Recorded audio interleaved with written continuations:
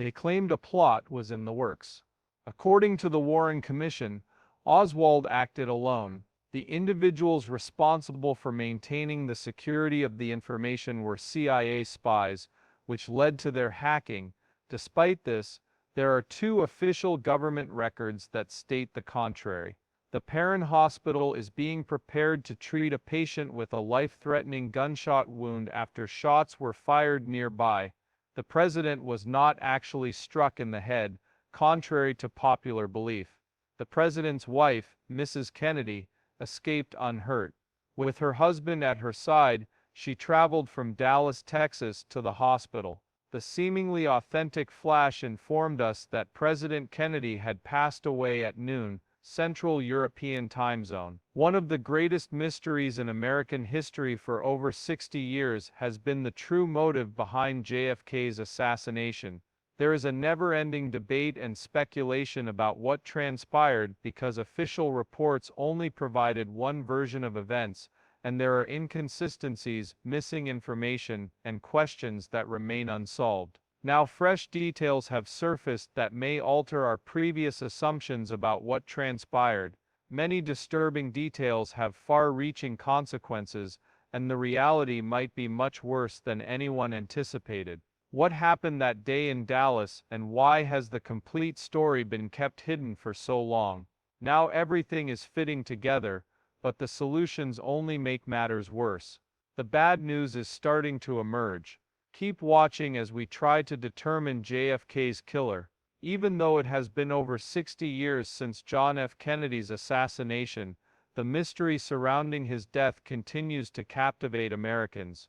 There are a lot of people who still don't understand or believe what transpired in Dallas that awful day in 1963.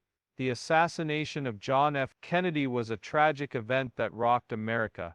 The 10-part podcast series, Who Killed JFK, co-hosted by Rob Reiner and journalist Soledad O'Brien, claims that after 60 years, the director has finally solved one of the most contentious events in American history.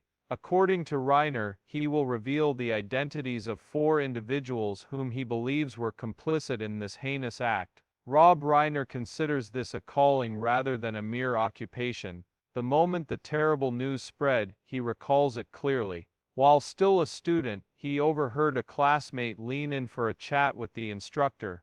Reiner and his companions were instructed to return home not long afterward. In the days that followed, he did what so many Americans do: he stayed glued to the television. It was nearly unbelievable to hear the live recording of Jack Ruby shooting Lee Harvey Oswald, the man accused of killing President Kennedy. He vowed to devote the remainder of his life to solving the problems that incident had caused. He traveled to Dallas's Dealey Plaza, the site of the events, in his quest to learn the truth. Throughout the years, he interviewed witnesses, forensic specialists, and others at the crime scene. Working on his show for years, he finally captured the day's events as accurately as possible. His findings directly challenged the long-standing lone gunman theory put forth by the Warren Commission.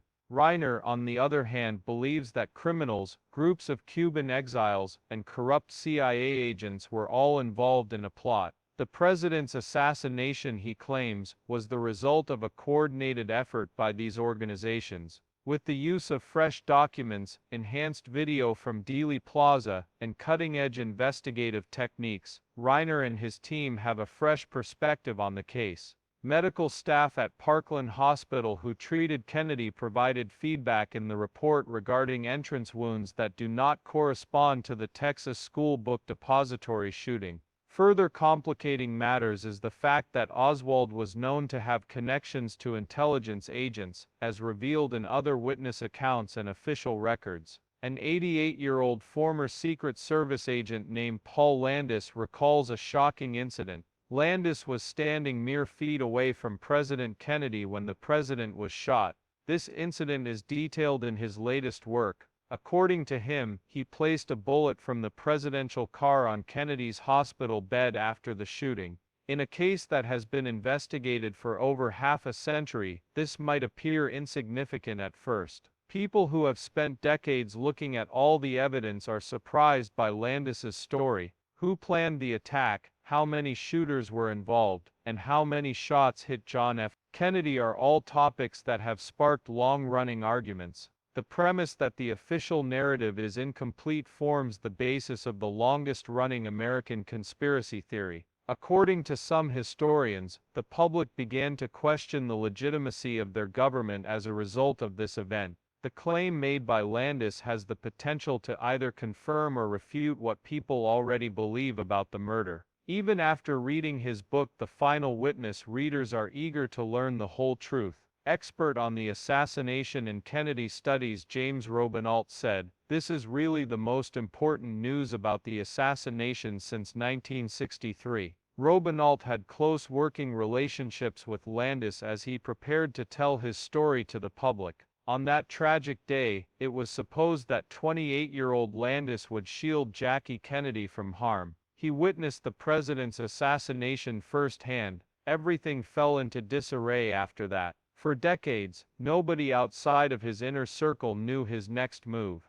Upon reaching the hospital the following day, Landis informed the New York Times that he observed a bullet lying in the rear of the presidential vehicle, close to Kennedy's seat during the motorcade. He discreetly placed it in his pocket as soon as he took it. Kennedy, and he ended up in the emergency room not long after that. He placed the corpse on the president's stretcher to ensure that the bullet remained attached. Talk about a major headache, Landis told the Times. No one was there to guard the site, the witness said. Everything was moving at such a breakneck pace that I was terrified it would be misplaced or vanish. Landis submitted reports in the days following the assassination, but he never formally documented this act, and the Warren Commission never consulted him regarding it. Robinault revealed to the BBC that he was suffering from severe post-traumatic stress disorder (PTSD), had to work, and had not slept at all. His mind was distracted by the bullet.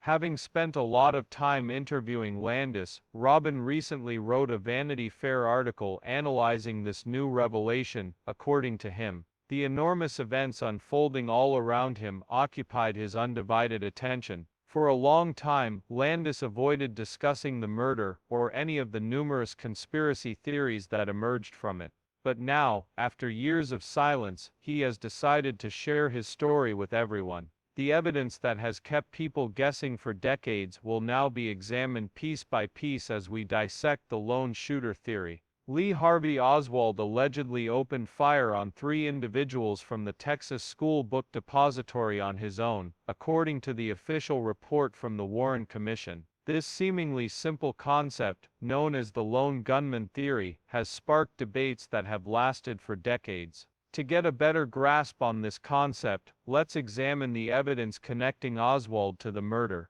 An edifice that obstructed Kennedy's motorcade, the Texas School Book Depository, employed Oswald. According to the commission, he was caught that day with a gun in a long paper bag. On the 6th floor, authorities discovered a firearm. Witnesses had previously seen him carrying the bag. Based on fingerprints and purchase records, this firearm, a Mannlicher Carcano rifle, was associated with Oswald. To that end, the mechanics of the shooting are the most intriguing part. Oswald allegedly shot 3 times, according to the Warren Commission. President Kennedy and Texas Governor John Connally were hit by the second one, and he was killed by the third. The first one didn't hit anything. Some have dubbed the second shot the magic bullet, and it has been the subject of much speculation. Supposedly it entered Kennedy's upper back, exited his throat, and struck Connally, injuring his wrist, leg, and chest. Opponents argue that the bullet's trajectory defies physical laws, rendering the possibility of a single round inflicting such widespread casualties highly implausible. Hold on a second while I get your head around this. From multiple stories above ground level, could a single assailant possibly have fired such a precise sequence of shots? According to the Warren Commission, it was considered feasible. They demonstrated that skilled marksmen could replicate the shots using controlled experiments. Oswald wasn't a very good marksman though, according to some. It is hard to believe that he could fire so swiftly and effectively in such perilous situations when his military records show that he was only a fair shooter. A key component of this theory is the idea that Oswald may not have had a reason for his actions, or that he may have had a very specific reason. Oswald served in the Marines before betraying America and joining the Soviet Union. His return to the United States occurred at a later date. His actions demonstrate strong opinions, but the Warren Commission could not establish a compelling motive for his desire to assassinate President Kennedy.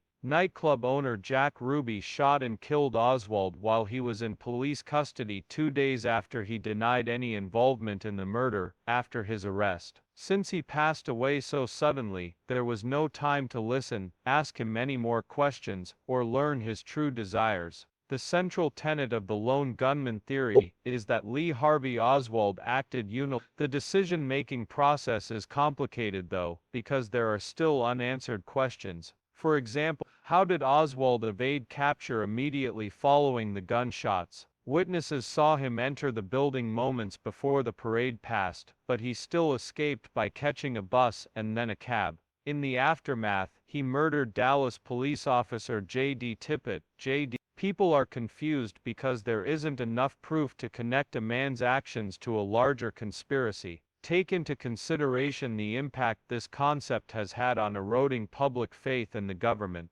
By stating that there was only one killer, the Warren Commission attempted to conclude the investigation. But many people think this is an easy answer. How is it that one individual could have such a profound impact on the trajectory of events? Discordant details and gaps in the evidence have maintained skepticism and given rise to competing theories. Here we will examine an alternate explanation that has piqued the interest of millions, the theory that John F. Kennedy was assassinated by a coordinated plot involving multiple shooters. This theory challenges the lone gunman theory by suggesting that Lee Harvey Oswald was not the only assassin and may not have had any involvement whatsoever. On the contrary, it appears to imply that the murders were orchestrated by influential factions. A crucial piece of evidence frequently cited in support of this theory is the Zapruder film, a home videotape of the murder in progress. Those who have watched the video have described it as terrifying. Watching the film causes many to doubt the official account, particularly regarding the trajectory of the gunshots, even though it depicts Kennedy being shot. At the Texas School Book Depository, the Warren Commission found that all the gunfire originated from behind the president's vehicle. Some believe the bullet originated from the front, possibly from the grassy knoll, a small hill near Dealey Plaza, because the fatal shot appeared to have pushed Kennedy backward.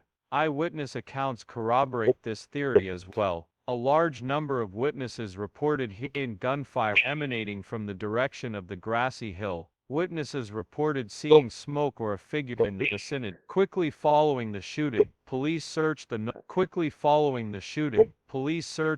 but found no evidence of a second gunman. Conspiracy theorists have maintained, however, that there was actually a second gunman present. Allow me to explain what this means. If multiple assailants were involved, some hypothesized that the CIA was behind the assault. According to them, Kennedy's handling of Cold War tensions and plans to run in U.S. Some people saw him as a danger due to his time spent fighting in Vietnam. Some people think the mob was involved because the Kennedy administration cracked down hard on organized crime. Others with their own agendas may have collaborated with members of both factions to assassinate the president. In support of these assertions, what evidence is available? We should investigate that further. Mysteries and cover-ups, the character referred to as Umbrella Man, adds intrigue to the plot. It is sunny and clear outside, but multiple photos and videos shot during the murder show a man with an umbrella open. Some have speculated that he was waving at the gunman, or even wielding an umbrella-shaped.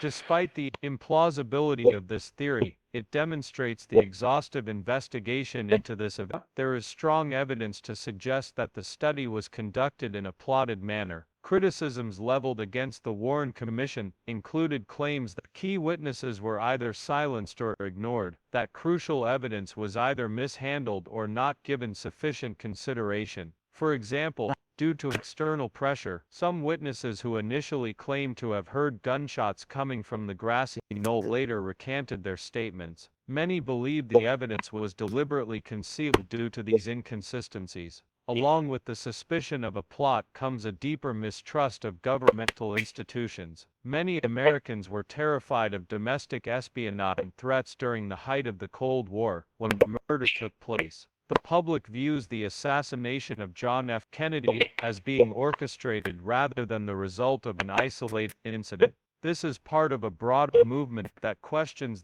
the existence of secret organizations and forces. No matter who the perpetrators are, the CIA, organized crime, or some other powerful group, the notion of a plot seems to provide a more satisfactory explanation for such a massive event. However, before we jump in, let's consider the actual steps needed to implement such a massive plan. There has to be a lot of planning, a lot of people involved, and the ability to control or eliminate.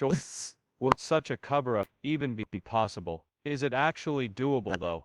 That question continues to divide many people. Reflect on the significance of this concept as we near the conclusion of this presentation. Many people's belief in conspiracies is not based solely on factual evidence. It's on the idea that there's something missing from the official response. It's about the persistent anxieties that persist even after years or even decades have gone by. Also explored in the story is the unsettling notion that powerful forces may have influenced the course of history in ways that the general public has yet to completely comprehend. Thirdly, there is a highly contentious theory regarding the assassination of John F. Kennedy. One of the world's most influential government agencies, the Central Intelligence Agency, is a part of it. This theory proposes that the CIA plotted Kennedy's assassination in response to escalating tensions between the president and the organization. For some insight into the idea's enduring popularity, let's examine Kennedy's tenure at the CIA. His mistrust of the agency was evident, particularly in the aftermath of the 1961 Bay of Pigs failure. Following his failed effort to depose Fidel Castro, Kennedy took a major public beating. Behind closed doors, he claimed the CIA had misled him regarding the plan's likelihood of success, even though he publicly accepted responsibility. "I will break the CIA into 1,000 pieces and throw them all over the place." This remark allegedly came from Kennedy following this failed effort. The heads of the agency may have seen him as a direct threat after hearing this speech. Those who hold to the CIA theory contend that the chasm that existed between Kennedy and the intelligence community was widened by his foreign policy decisions. For some in the CIA, his efforts to secretly initiate negotiations with Cuba in an effort to improve relations between the two nations amounted to betrayal. There were a number of radicals within the agency who would stop at nothing to see Castro removed from power. Trouble also ensued because of Kennedy's plan to pull the U.S. remove your troops from Vietnam. This decision ran counter to the CIA's preferred strategy, which sought to increase U.S. military engagement in Southeast Asia. National Security Action Memorandum 263. Some members of the military may have found it extremely difficult to collaborate with Kennedy due to his foreign policy stance. The following is a list of some of the most common pieces of evidence that support this view. One of the most crucial claims is that CIA were present in Dallas on the day of the mysteries and covert plots. Reportedly present in Dallas on the day of the murder was Howard Hunt, the former CIA officer who would later be associated with the Watergate scandal. His denials of involvement in Kennedy's assassination have not stopped some authorities from concluding that the CIA was involved. According to another report, George H.W. Bush was likewise in Dallas that day. Bush had connections to the CIA when he was senator and would become president later. Despite the lack of proof, these claims have sparked speculation that the agency was involved in the events of November 27, 1963. Another piece of evidence has been found by Richard Case Nagel, a former CIA agent. Officials instructed Nagel to assassinate Lee Harvey Oswald before he could assassinate President Kennedy, according to Nagel. Nigel claims that he made a deliberate decision not to finish the task and was apprehended in El Paso, Texas, while attempting to evade the situation. Though his account has not been validated just yet, it does further shroud the CIA's possible involvement in secrecy. James Jesus Angleton, on the other hand, is notorious for maintaining the secrecy of CIA operations as its chief security official. According to some experts, Angleton tampered with the investigations into John F. Kennedy's death. They claimed he played a pivotal role in covering up the CIA's involvement. One example of this type of suppression is the agency's decision to withhold crucial information regarding Oswald's activities prior to the murder from the Warren Commission. According to the records, Oswald traveled to Mexico City and allegedly visited the Soviet and Cuban embassy. Many have speculated that the CIA was covering up a deeper connection between Oswald and intelligence work due to its failure to disclose these facts. Taking a step back, we can consider the implications of this idea, should it be correct. A shocking act of high-level government betrayal would occur if the CIA was involved in Kennedy's assassination. It is possible that a government agency whose mission was to ensure national security has betrayed the president. Skeptics of the CIA theory point out that a plot of this size and complexity could never have been kept secret for that long. Someone should have come forward with evidence linking the agency to it by now, according to them. Those who hold this view, however, assert that the CIA excels at maintaining secrecy. There may have been a few shady characters working behind the scenes of the agency's numerous covert operations that have remained hidden from the public eye. Decades later, many classified CIA documents pertaining to the murder remain undisclosed. As a result, people are even more wary now. Things get even more complicated because the government won't divulge all documents. What remains hidden? Everybody seems to have seen everything, right? Examining the culture from which this concept originates is equally crucial. Government agencies were already losing support from the public in the 1960s. This suspicion intensified in the years that followed, particularly in the wake of Watergate and allegations of CIA misconduct. Any suggestion that the agency was involved in Kennedy's assassination adds fuel to the public's already high suspicion of cover-ups and secret powers in the government. Even more uncertainty surrounds the actual events surrounding the murder as a result of the CIA's possible involvement, which is already a contentious notion.